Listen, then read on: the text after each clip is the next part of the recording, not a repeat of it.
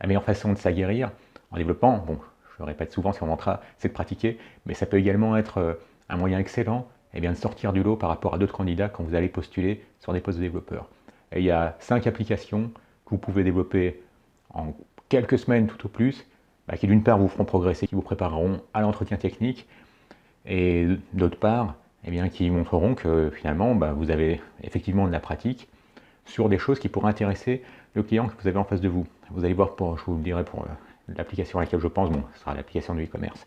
Vous pouvez commencer évidemment, mais alors, quelle que soit votre techno de prédilection, hein, enfin, que ce soit en librairie ou framework front, React, Vue, Angular ou du JavaScript pur, commencez par faire le site présentiel d'un commerçant qui pourrait y avoir près de chez vous, simplement pour vous inspirer, voir ce qui pourrait figurer.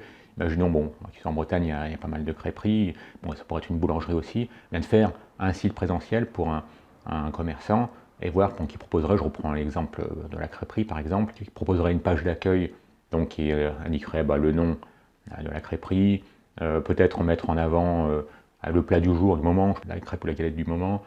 Donc ça vous ferait une page, ensuite une page de menu et une page de contact. Ce qui pourrait vous permettre au passage de jouer avec des librairies qui permettent d'envoyer des emails depuis un site présentiel. Ça c'est quelque chose de très réaliste qu'un client qui a envie d'avoir un site présentiel pourrait vous demander comme fonctionnalité, quelque chose qui permettrait de pouvoir être contacté par des clients. Comme quatrième fonctionnalité, évidemment, jouer avec une carte pour pouvoir afficher l'endroit où se trouve le restaurant en question. Donc là, vous en avez pour quelques heures de développement, selon votre vitesse, si on peut dire, de développement, votre aguerrissement préalable, peut-être que ça prendra une semaine, c'est pas grave, ça prendra une semaine avec un projet sur lequel vous pourrez vous focaliser plutôt que de vous demander quoi faire, d'essayer d'apprendre davantage de choses sans les mettre en œuvre. C'est comme ça aussi qu'on augmente un peu son insécurité au niveau du code, c'est que comme on est toujours face à l'immensité de ce qu'on ne sait pas, on a tendance à jamais profiter finalement de ce qu'on a acquis comme compétence. Alors première chose, donc un site présentiel type boutique.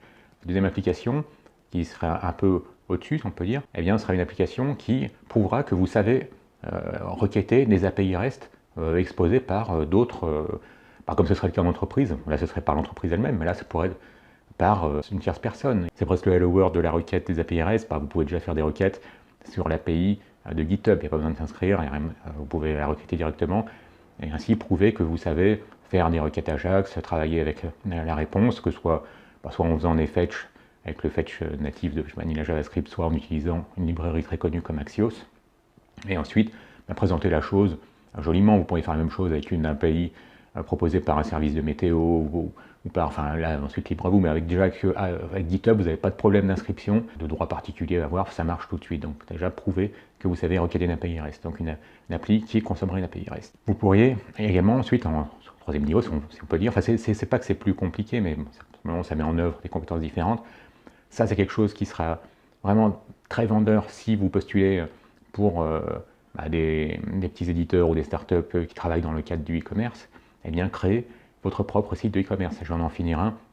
Bon, pour illustrer une formation qui récapitule un peu tout ce qui va être vu sur React, je vous la présenterai dans une prochaine vidéo. Ça permet de se concentrer sur vraiment la partie commerce, à savoir présenter une liste de produits. Bon, je m'étais créé simplement un petit tableau d'objets qui représente chacun un objet, un livre en l'occurrence, un livre de programmation sur JavaScript. Ensuite, d'avoir un panier, d'avoir la possibilité de mettre dans le panier, d'avoir un petit résumé du caddie, comme il y a dans quasiment les vrais sites de e-commerce, qui permet à chaque fois de voir le nombre d'items qu'il y a dans votre caddie. Ensuite, la page elle-même de contenu du caddie, ce qui veut dire que vous allez router vers une autre page, donc ça vous apprendra à implémenter le routage.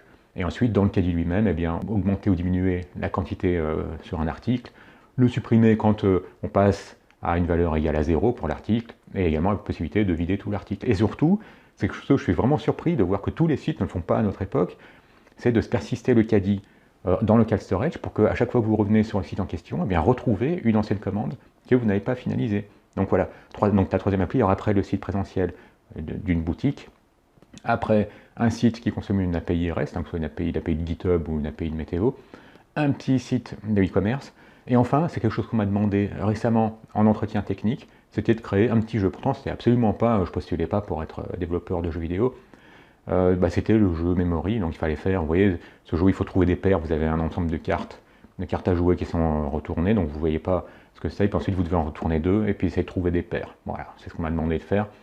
Et avec en plus, bon, c'était bizarre, pourtant c'était pour, je postulais pour du front, mais on m'a quand même demandé de faire la persistance. Bon, j'ai pris Node, et sinon on pouvait prendre Node ou PHP. Donc voilà, faire un petit jeu. Et comme vous avez 4 applications, bah, c'est l'occasion de créer un petit portfolio qui présente vos 4 applications. Donc ça vous permet de faire un 5e type d'application.